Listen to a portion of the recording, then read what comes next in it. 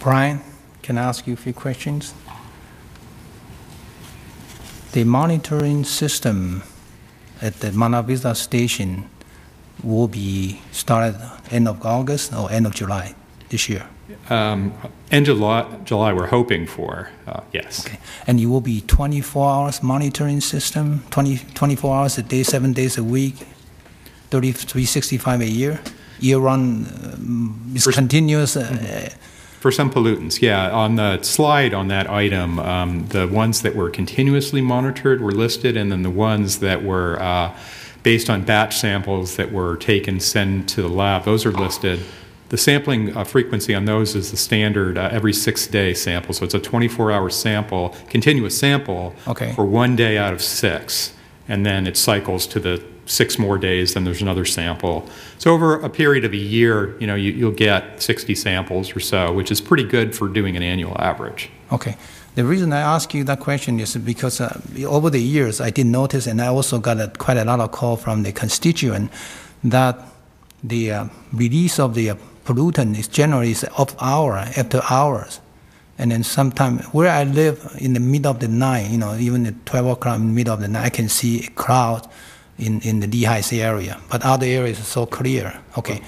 So right. That's a concern. People are concerned that Lehigh release this pollutant air during off hour, so people cannot see it. Okay. But just to clarify again, right. The samples that are taken are 24-hour samples, day and night. Okay, good.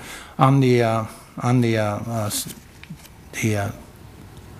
inspection or the testing at the Stevens Creek Elementary School, when you say the first 56 sampling, yeah. How many total sampling you got? Well, the sampling is still going on. The EPA funding stopped quite some time ago, but the Air District is funding that to continue. And,